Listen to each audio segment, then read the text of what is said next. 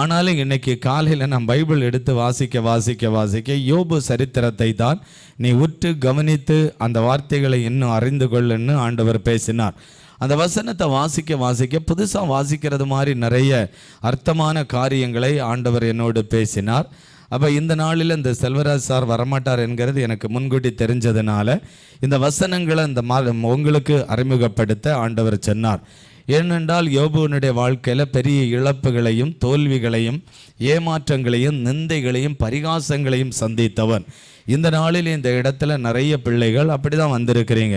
ஒரு பெரிய ஏமாற்றம், சரீரப்பிரகாரமாக இழந்து போன ஏமாற்றம், பணத்தை இழந்து போன ஏமாற்றம், உங்கள் வீட்டில் இருந்த நகைகளை நம்பினவர்களை கொடுத்து ஏமாற்றம், சில சொத்துக்களை இழந்து நீங்கள் ஏமாற்றம், வேலையை இழந்து போய் அப்படி ஒரு ஏமாற்றம், ஒரு ஏமாற்றப்பட்டு போன ஒரு நிலைமை. என் ஆண்டவர் இயேசு சொல்லுகிறார், நீ இழந்து போனதை 2 மடங்கு திருப்பி கொள்ளுவாய். அல்லேலூயா. நீங்கள் என்னெல்லாம் இழந்து போனீங்களோ அதையெல்லாம் கர்த்தர் 2 மடங்காய் திருப்பி தருவார். யோபு 42ஆம் அதிகாரம் 10வது வசனத்தை வாசித்தால், யோபுவுக்கு முன்னிருந்த எல்லாவற்றை பார்க்கிலும் இரட்டத்தனையாய் கர்த்தர் அவனுக்கு தந்தருளினார். யோபு என்கிற பக்தன், அந்த யோபு 1ஆம் அதிகாரம் 1 வசனத்தை வாசித்தால், அவன் ஊர்ஸ் என்கிற ஒரு தேசம், அந்த தேசத்திலே பட்டணத்திலே வாழ்ந்து கொண்டிருந்தவன். அவன் ஆண்டவரால் வழிநடத்தப்பட்டவன். அதனால தான் கர்த்தரை வந்து சாட்சி சொல்லுகிறார், யோபு உத்தமனும் சன்மார்க்கனும் நீதிமானும் தேவனுக்கு பயப்படுகிறவனும் பொல்லாப்புக்கு விலகுகிறவனுமாய் இருந்தான் அப்படி என்று ஆண்டவர் வந்து சாட்சி கொடுக்கிறார். அப்படிப்பட்ட ஒரு உண்மையான அர்த்தமான ஒரு கிறிஸ்தவ வாழ்க்கை வாழ்ந்த இந்த யோபு, இவனுடைய வாழ்க்கையில் ஆண்டவர் 2 திருப்பி தந்தார் என்று வேதம் சொல்லுகிறது. அதுவும் முன்னிருந்த எல்லாவற்றை பார்க்கலாம். இதுக்கு முன்னாடி யோபு என்னெல்லாம் இருந்ததோ அதை எல்லாவற்றையும் பார்க்கலாம் ஆண்டவர் அவனுக்கு 2 தந்தருளினாராம். அப்படி யோபுவுக்கு முன்னாடி என்னெல்லாம் இருந்தது என்றால், அந்த 1 அதிகாரம் 2வது வசனத்தை வாசித்தால், அவனுக்கு 7 குமாரரும் 3 குமாரத்திகளும் இருந்தார்கள். அவனுக்கு 7 குமாரர்கள், 7 ஆண் பிள்ளைகளும் 3 பெண் பிள்ளைகளுமாக 10 பிள்ளைகள் இருந்தார்கள். ஒரு குறிப்பிட்ட காலத்துக்கு முன்னே அப்படி நிறைய பிள்ளைகள் இருப்பது தான் பெரிய ஆசீர்வாதம். ஒரு பெண்ணை திருமணம் செய்து கொடுக்கணும்னா நிறைய பிள்ளைகள், நிறைய குடும்பம், கூட்டு குடும்பம், நிறைய குடும்பங்கள் அந்த மாதிரி இருக்கிறவர்களுடைய வீட்டில் தான் பிள்ளைகள் அந்த காலத்தில் திருமணம் செய்து கொடுப்பாங்க.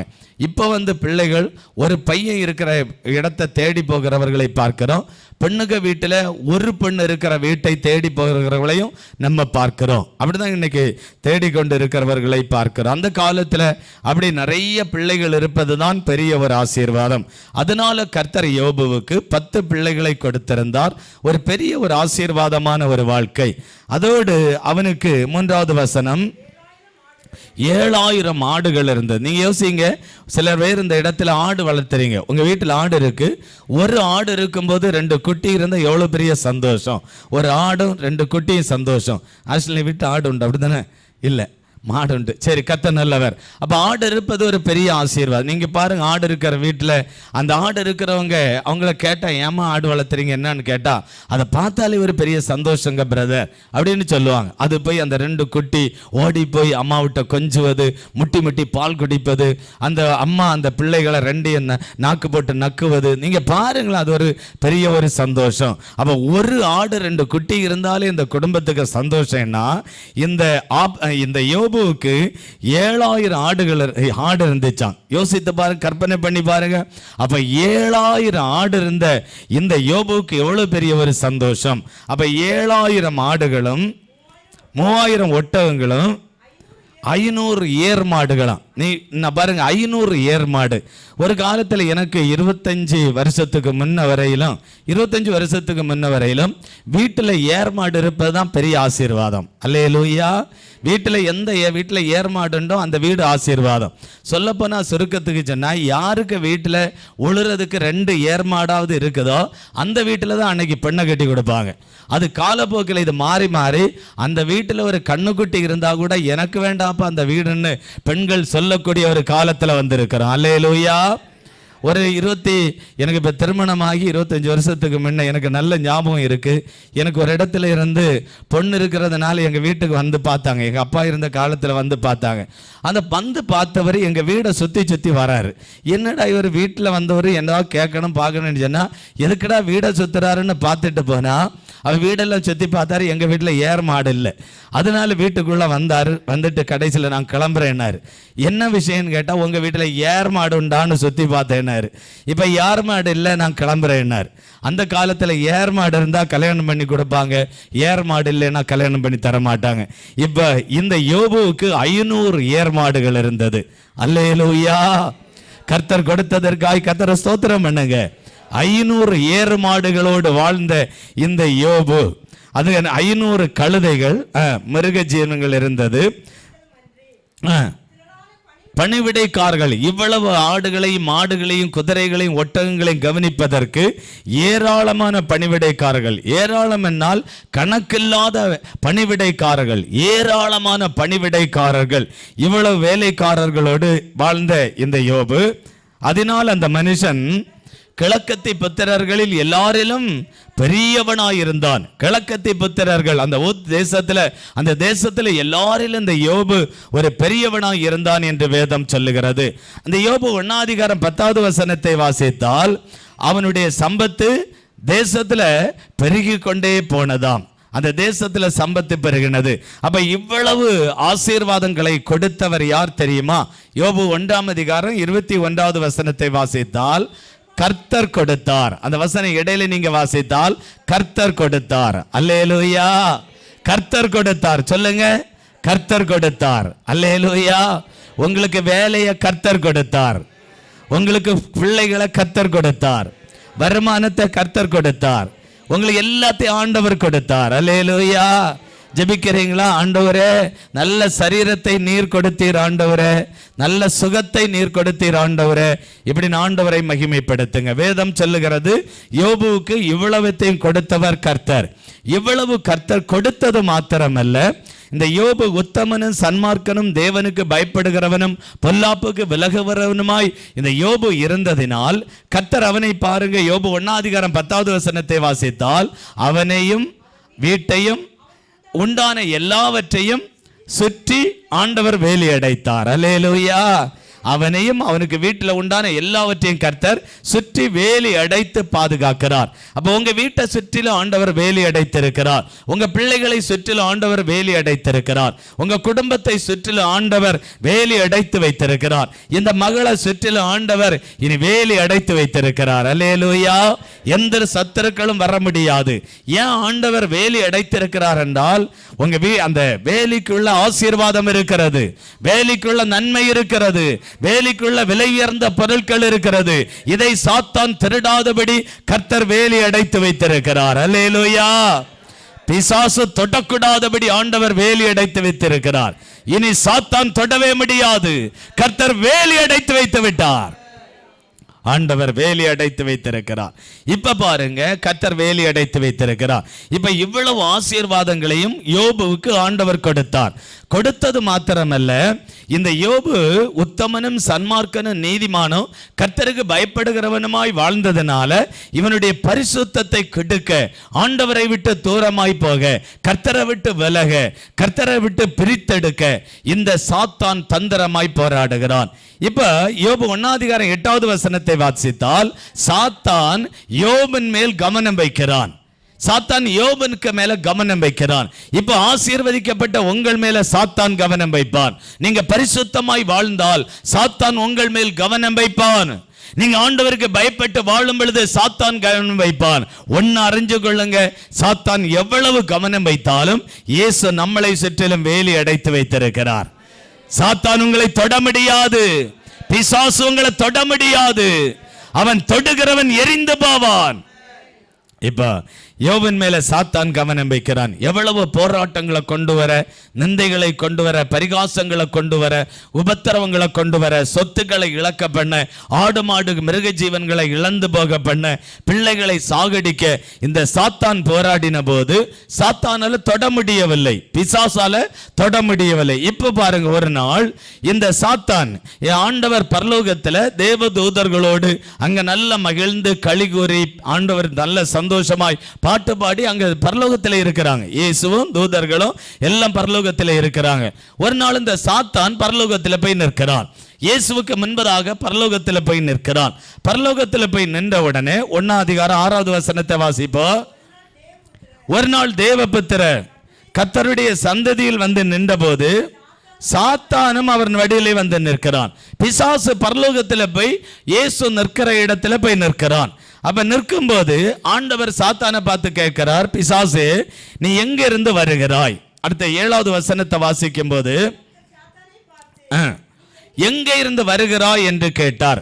சாத்தான் சொல்றான், நான் அதற்கு பிரதியுத்தரமாக நான் பூமி எங்கும் எல்லா இடங்களையும் சுற்றி உலாவிக் கொண்டு வருகிறேன். அப்ப சாத்தான் எல்லா இடத்திலையும் இருக்கிறான், எல்லா தேசங்களிலும், எல்லா நாடுகளிலும், எல்லா இடங்களிலும், எல்லா பட்டணங்களிலும், எல்லா வீடுகளிலும் சாத்தான் எல்லா இடத்திலையும் சுற்றி திரிகிறான். அல்லேலூயா. சாத்தான் சுற்றி திரிகிறான். அப்ப 8வது வசனத்தை வாசித்தால் கர்த்தர் சாத்தானை பார்த்து, என் தாசனாகிய யோபின் மேல் நீ கவனம் வைத்தாயோ, என் தாசனாகிய யோபுக்கு மேல நீ கவனம் வைத்தாயோ என்று ஆண்டவர் கேட்கிறார். இப்ப கவனம் வைத்தாயோ என்று ஆண்டவர் கேட்ட உடனே, நீ எவ்வளவுதான் என் தாசனுக்கு மேல நீ கவனம் வைத்தாலும் அவன் எனக்கு உத்தமன், அவன் எனக்கு சன்மார்க்கன், அவன் எனக்கு நீதியாய் நடக்கிறவன், அவன் என்னுடைய போதனைகளை கற்றுக்கொண்டு அதன்படி வாழ்கிறவன் என்பதாக இயேசு சொல்லுகிறார். இப்படி இவனை போல இந்த பூமியில பரிசுத்தமாய் வாழ்கிறவன் ஒருவனும் இல்லை என்றும் இயேசு சொல்லுகிறார். அல்லேலூயா. இந்த யோபின் மேல் நீ கவனம் வைத்தாயோ, அவனை போல பூமியில ஒருவனையும் பரிசுத்தமாய் இப்படி வாழ்கிறவனை நாம் பார்க்க முடியாது என்று இயேசு அவனை குறித்து சாட்சி சொல்லுகிறார். இப்ப பாருங்க, அதற்கு சாத்தான் ஒரு பதில் சொல்லுகிறான். 9வது வசனம். அதற்கு சாத்தான் அவங்க சொல்றான் பாருங்க, யோபு விருதாகவா தேவனுக்கு பயந்து நடக்கிறான். அப்ப நீங்க சாத்தான் இயேசுவினிடத்துல போய் சொல்றான், உங்க பேரை சொல்லி இவங்க விருதாகவா இயேசு உங்களை நம்பிட்டு இருக்கிறாங்க, இவங்க விருதாகவா இயேசுவை நம்பிக்கொண்டு இருக்கிறாங்க அப்படி என்று சாத்தான் கேட்கிறான். அப்படிதான் யோபு குறித்து, யோபு விருதாகவா தேவனுக்கு பயந்து நடக்கிறான் அப்படி என்று கேட்கிறான். உடனே ஆண்டவர் 10வது வசனத்தை வாசித்தால், நீர் அவனையும்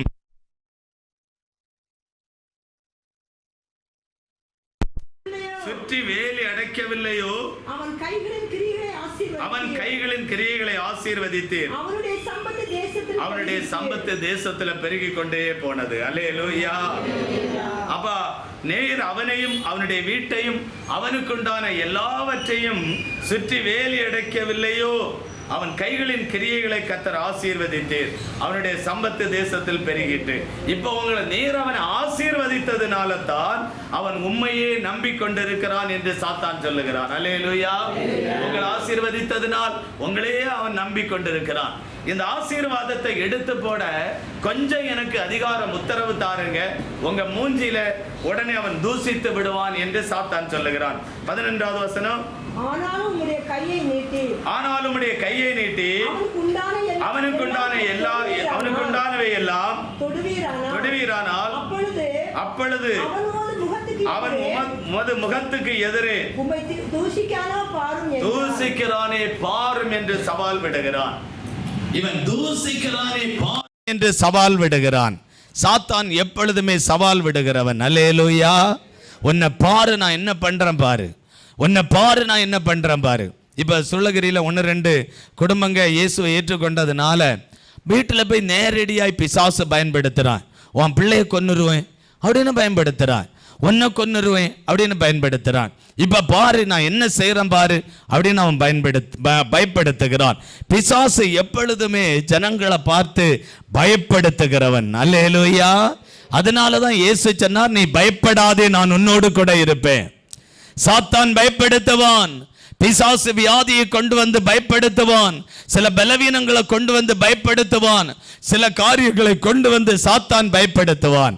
ஆண்டவர் சொன்னா, நீ பயப்படாத, நான் உன் கூட இருப்பேன். அல்லேலூயா. இப்ப சாத்தான பாருங்க, அவன் தூசைப்பானை பாரும் என்று சவால் விடுகிறான்.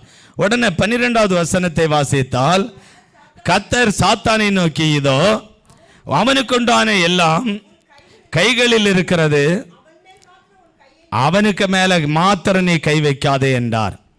சாத்தான் அந்த சந்ததியை விட்டு புறப்பட்டு போனான். இப்ப பரலோகத்திலிருந்து சாத்தான் வேகமாய் புறப்பட்டு யோபு இருக்கிற இடத்துல போகிறான். ஆண்டவர் சொன்னார், உன்னுடைய உயிரை மட்டும் நீ எடுக்காத, மீதி அவனுக்கு உண்டான எல்லா ஆசீர்வாதங்களையும் நீ எடுத்துரு அப்படின்னு சொன்னான். நீ என்னத்தை எடுத்தாலும் என்னுடைய தாசன் என்னை விட்டு விலகி போக மாட்டான், அவன் என்னையே நம்பி இருப்பான், அவன் என்னுடைய பிள்ளை, அவன் உத்தமன், சன்மார்க்கன், நீதிமான், எனக்கு ரொம்ப பயப்படுகிறவன் என்பதாக இயேசு சொல்லுகிறார். 13வது வசனத்தை வாசித்தால், பின்பு ஒரு நாள்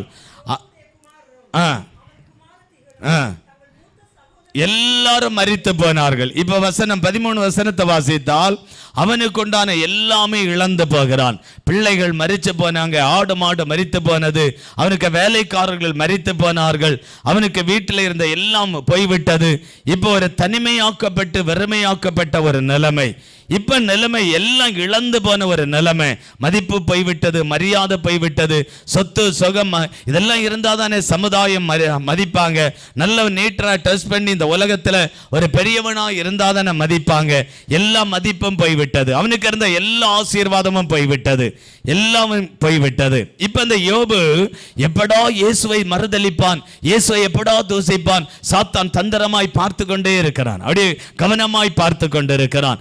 இந்த நேரத்தில் இந்த யோபுவை பாருங்க, அவன் சொல்றான் பாருங்க, சாத்தான் இப்படியே பார்த்துட்டு இருக்கான், எப்படா இயேசுவை மறுதலிப்பான், என்ன வார்த்தை சொல்லி மறுதலிக்கிறான், என்ன வார்த்தை சொல்லி யோபு ஆண்டவரை மறுதலிப்பான்னு கவனமாய் பார்த்து கொண்டு இருக்கும் பொழுது யோபு என்ன சொல்றான் பாருங்க. 1ஆம் அதிகாரம் 21வது வசனம், நிர்வாணியாய் என் தாயின் கற்பத்திலிருந்து வந்தேன், நிர்வாணியாய் அவ்விடத்துக்கு திரும்புவேன், கர்த்தர் கொடுத்தார், கர்த்தர் எடுத்தார், கர்த்தருடைய நாமத்துக்கு ஸ்தோத்திரம் என்றார். அல்லேலூயா. கர்த்தர் கொடுத்தார், கர்த்தர் எடுத்தார், கர்த்தருடைய நாமத்துக்கு ஸ்தோத்திரம் என்று ஆண்டவரை மகிமைப்படுத்தினான். அல்லேலூயா, அல்லேலூயா. ஆண்டவரை எல்லாரும் ஸ்தோத்திரம் பண்ணுங்க. இழப்பு வந்ததற்காய் ஸ்தோத்திரம் சொல்லுங்க. ஆண்டவரே உமக்கு ஸ்தோத்திரம், நான் உம்மை விட்டு பின்வாங்கி போக மாட்டேன், ஸ்தோத்திரம் பண்ணுங்க. கடைசி வரை உங்களைத்தான் நம்பி இருப்பேன், ஸ்தோத்திரம் பண்ணுங்க. நான் உங்களுடைய பிள்ளை, ஸ்தோத்திரம் பண்ணுங்க. நீங்க தந்தீர், நீங்க எடுத்தீர், ஸ்தோத்திரம் பண்ணுங்க. ஆமீன், ஸ்தோத்திரம், ஸ்தோத்திரம். அவன் சொல்றான், கர்த்தர் கொடுத்தார், கர்த்தர் எடுத்தார், கர்த்தருடைய நாமத்துக்கு ஸ்தோத்திரம். அல்லேலூயா. அவர் கொடுத்தார், அவர் எடுத்தார், அவ்வளவுதான். அவருடைய நாமத்துக்கு ஸ்தோத்திரம். 22வது வசனத்தை வாசித்தால், இவை எல்லாவற்றிலும் யோபு பாவம் செய்யவில்லை, தேவனை பற்றி குறையும் சொல்லவில்லை. அவன் எல்லாம் இழந்து போன பிறகும் இயேசுவை பற்றி அவன் குறையே சொல்லவில்லை. அல்லேலூயா. ஏன் சில பேர் சொல்றாங்க, எனக்கு இப்படி ஒரு பரிசன் கிட்டுனானே இப்படி ஒரு பரிசன் அப்படின்னு சொல்றாங்க. குடிச்சிட்டு வந்தா அவனை பார்த்து சொல்றாங்க, நீ என்ன, சில அம்மாமாருக்கு சொல்றதை நான் கேட்டிருக்கேன். எப்படி சொல்றாங்கன்னா, என்ன எங்க கேட்டாங்க தெரியுமா, இப்படிப்பட்ட குடிகாரன்ட்டு என்ன கொண்டு வந்து விட்டுட்டாங்களே. உடனே தகப்பன் 2 அறுப்பு கொடுத்து, தாயை 2, அவங்க செத்து பல வருஷம் ஆச்சு, தாயும் தகப்பனும். இவங்களுக்கு கல்யாணம் ஆகி 35 வருஷம் முடிச்சு பேரனும் பேத்தியும் இருக்கிறான். இவன் சொல்றா, என்ன எங்க கேட்டாக தெரியுமா, எங்கேயோ சொல்லுவாங்க, அங்க கேட்டாங்க இங்க கேட்டாங்க, ஒரு இடத்துலையும் கேட்கல. இவன் ஆனதுனால உங்களை கட்டுனாங்க, கர்த்தர் நல்லவர். அல்லேலூயா. சரி, இல்லைன்னா திருமணமும் ஆகி இருக்காது. ஆமே, நல்ல இடத்துல வந்திருக்கிறீங்க. நல்ல கணவனை தந்ததுக்காய் கர்த்தரை ஸ்தோத்திரம் பண்ணுங்க. ஸ்தோத்திரம், அல்லேலூயா. கர்த்தருக்கு ஸ்தோத்திரம். நல்ல கணவனை ஆண்டவர் தந்தார், நல்ல பிள்ளைகளை ஆண்டவர் தந்தார், நல்ல பேர பிள்ளைகளை தந்ததற்காய் கர்த்தரை ஸ்தோத்திரம் பண்ணுங்க. ஸ்தோத்திரம், ஸ்தோத்திரம். சில சின்ன சின்ன காரியங்கள் இருந்தாலும் ஆண்டவரை ஸ்தோத்திரம் பண்ணுங்க. ஆண்டவர் நல்லவர், தேவனை பற்றி குறையே சொல்லவில்லை. ஏன் தான் ஆண்டவர் எனக்கு இந்த பரிசனை தந்தாரோ என்னவோ, ஏன் தான் எனக்கு இந்த மனைவி ஆண்டவர் தந்தாரோ என்னவோ அப்படின்னு நம்ம குறை சொல்லுகிறோம். அவர் தந்தவர் நல்லவர். அல்லேலூயா. தந்தவர் நல்லவர், தந்தவர் நல்லவர். கணவனை தந்த இயேசு நல்லவர், மனைவியை தந்த இயேசு நல்லவர், பிள்ளைகளை தந்த இயேசு நல்லவர். அவர் தந்த இயேசு நல்லவர், நல்லவர். அல்லேலூயா. இப்படியே முதல் காரியத்தை பார்த்தா, ஆண்டவரை பற்றி குறை சொல்ல, முறுமுறுக்கல. கர்த்தர் கொடுத்தார், கர்த்தர் எடுத்தார், அவருடைய நாமத்துக்கு ஸ்தோத்திரம் என்று தேவனை மகிமைப்படுத்தினான். சாத்தான் வெட்கப்பட்டு, அவமானப்பட்டு, நிந்திக்கப்பட்டு அவன் அவன் அவன் அப்படியே பரிகாசத்தோடு பண்ணுகிறவனாய் போய்விட்டான். சாத்தான் ஏமாற்றப்பட்டு போனான். அல்லேலூயா. ஆண்டவருடைய நாமம் உயர்ந்தது. யோபு கர்த்தரை உயர்த்தினான். ரெண்டாவது, இப்ப ஒருக்க அவமானப்பட்டான், நிந்திக்கப்பட்டான், பிசாசு அப்படியே ஒளிஞ்சு பெயர வேண்டியதானே. மீண்டும் சாத்தான் அவனுடைய வாழ்க்கையில பின்னும் வரான் பாருங்க. ஒருவேளை உங்க வாழ்க்கையில் ஒரு இழப்பு வந்துச்சு, தோல்வி வந்துச்சு, ஏமாட்டம் வந்துச்சு, கஷ்டம் வந்துச்சு, ஏதோ ஒன்று வந்துட்டாலும் நீங்க நல்ல ஜோமணி அப்பா ஆண்டவர் எனக்கு சுகத்தை தந்தார், ஆண்டவர் எனக்கு நல்ல ஜீவனை தந்துட்டார், நல்ல ஆசீர்வதித்துட்டார், இப்படி நீங்க சந்தோஷப்பட்டாலும் மீண்டும் சாத்தான் உங்களை தேடி வருவான்.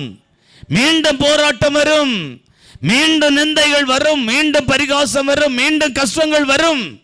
யோபனுடைய வாழ்க்கையில பின்னும் பாருங்க.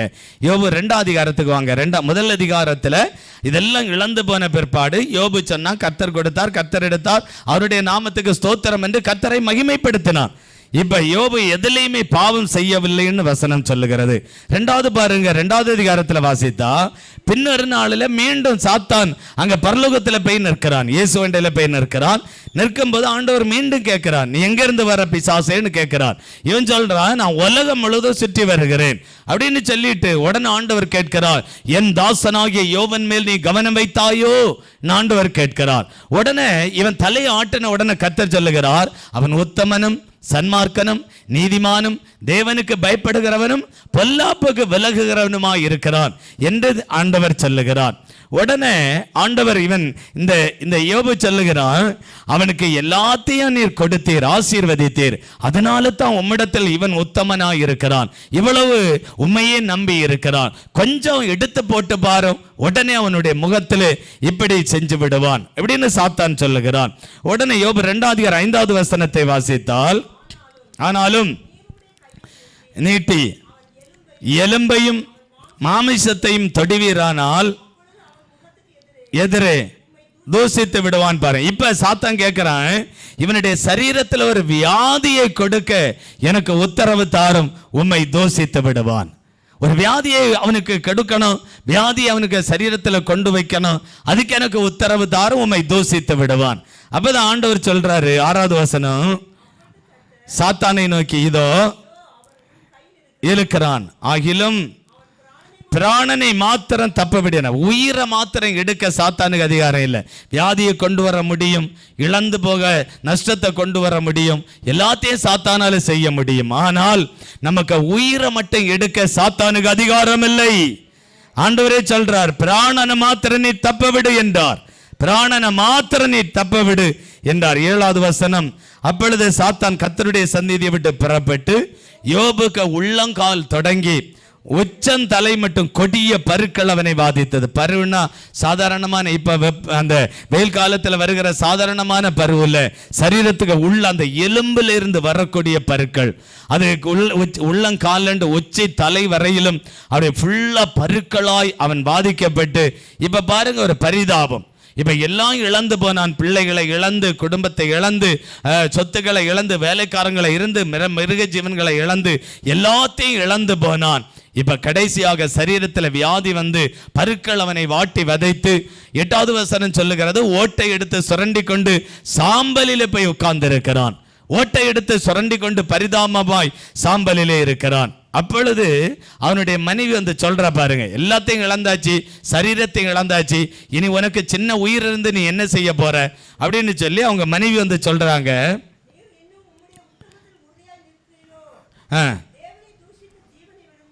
என்றார். அல்லேலூயா.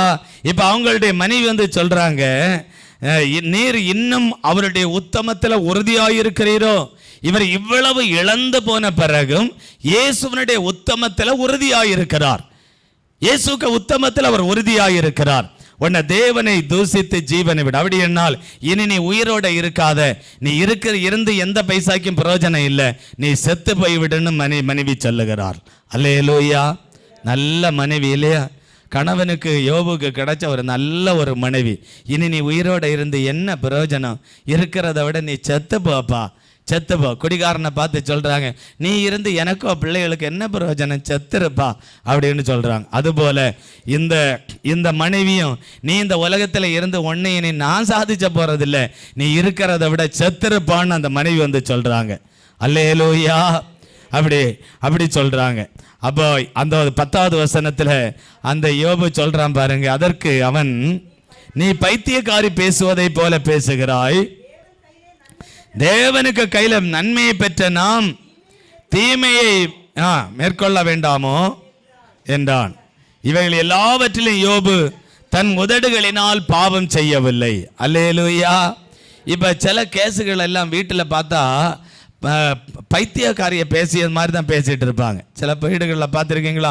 பைத்தியம் பேசுறது மாதிரி பேசிட்டு இருப்பாங்க. அதனால தான் யோபு சொல்றான், நீ பைத்தியக்காரி பேசுறத போல பேசுற.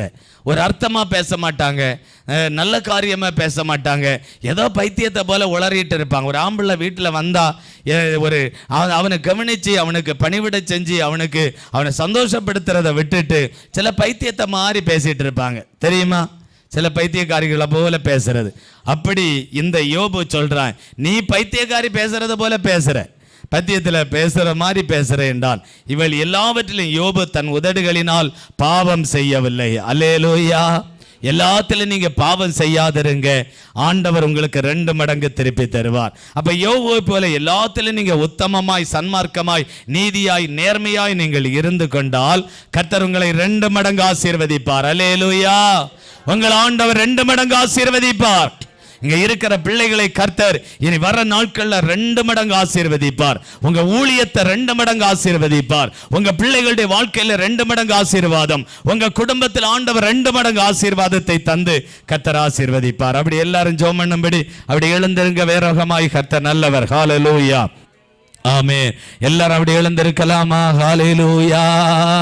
எந்த சூழ்நிலையும் அவர் அன்பினின்று என்னை பிரிக்காது காத்து கொள்வார்.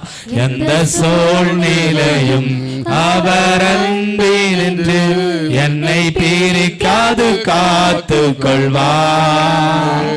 என்னை நம்பி அவர் தந்த பொறுப்பதனை அவர் வரும் அவர் தந்த பொறுப்பதனை அவர் வரும் வரை காத்துக் கொள்வேன்.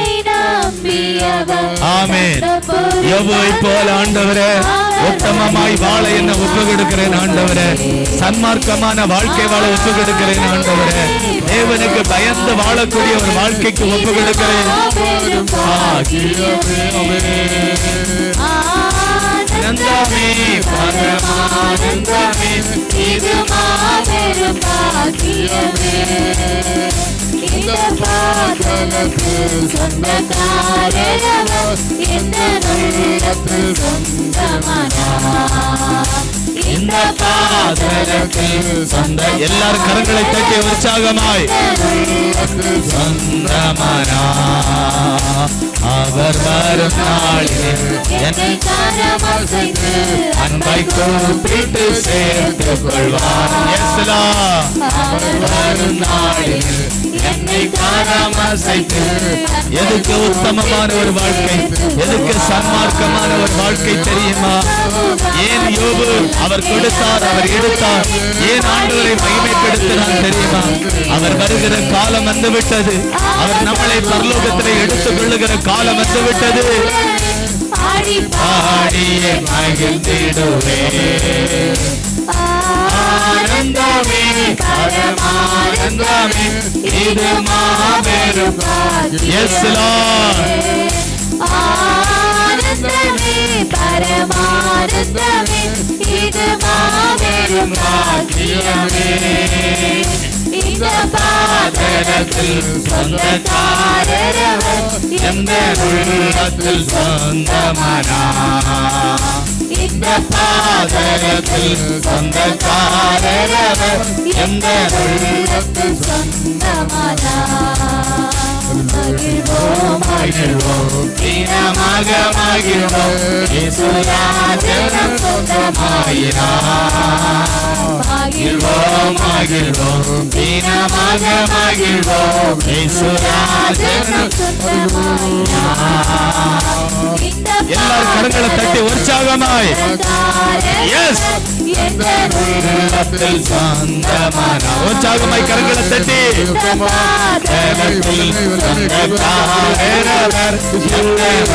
உள்ளத்தில் சொந்தமான சின்னம் சீருவாய் என்னை குறித்து ஒரு அபிஷேகம் இறங்கட்டும், ஒரு அபிஷேகம் இறங்கட்டும்.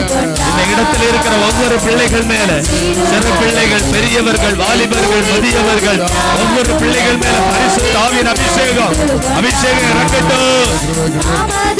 ஜீவனை எனக்கு அளித்து ஜீவன் பெற்றுக்கொள் என்று உரைத்தார். ஆமென். Yes. ஜீவன் பெற்றுக்கொள் என்று உரைத்தார். ஆனந்தமே பரமானந்தமே இது பாக்கியமே.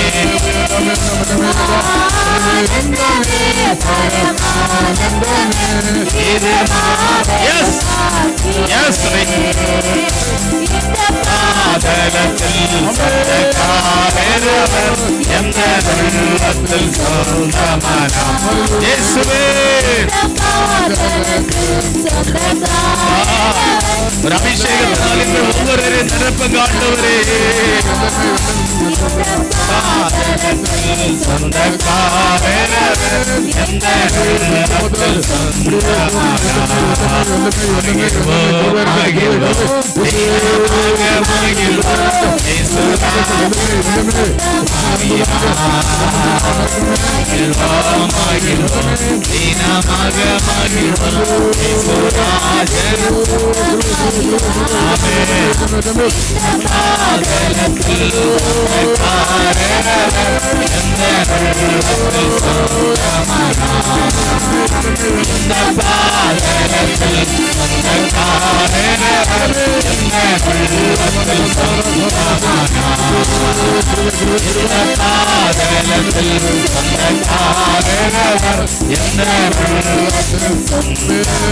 எல்லாரும் கரங்களை தட்டி ஆண்டவரை மகிமைப்படுத்துங்க, நல்லா மகிமைப்படுத்துங்க, நல்ல துதிங்க, நல்ல துதிங்க. ஒரே ஒரு நிமிஷம் எல்லாரும் நல்ல துதிங்க. ஆண்டவரே, இல்லத்திலே நான் உம்மை துதிப்பேன் ஆண்டவரே, தோல்வியிலே உம்மை துதிப்பேன் ஆண்டவரே, அவமானத்திலே உம்மை துதிப்பேன் ஆண்டவரே, நிந்தையிலே உம்மை துதிப்பேன் ஆண்டவரே, தோல்வியிலே உம்மை துதிப்பேன் ஆண்டவரே, அவமானத்திலே உம்மை துதிப்பேன். ஆண்டவரை துதிங்க, ஆண்டவரை துதிங்க. கர்த்தர் பெரிய காரியங்களை செய்ய போகிறார். யோபுவுக்கு 2 மடங்கு திருப்பி தந்தது போல ஆண்டவர் 2 மடங்கு திருப்பி தரப்போகிறார். சரீர சுகத்தை தரப்போகிறார். ஆண்டவர் திருப்பி தரப்போகிறார். ஆண்டவர் ஏதோ ஒன்றை திருப்பி தரப்போகிறார். 2 மடங்கு பெற்றுக்கொள்ளுங்க. அபிஷேகத்தை 2 மடங்கு பெற்றுக்கொள்ளுங்க. அபிஷேகம் 2 மடங்கு, அபிஷேகத்தை 2 மடங்கு. அப்பா, இந்த பிள்ளைகளுக்கு அபிஷேகத்துல 2 மடங்கு தாரும். வாலிப பிள்ளைகளுக்கு தாரும், வாலிப பிள்ளைகளுக்கு தாரும். அபிஷேகத்தை 2 மடங்கு, அபிஷேகம் 2 மடங்கு, 2 மடங்கு.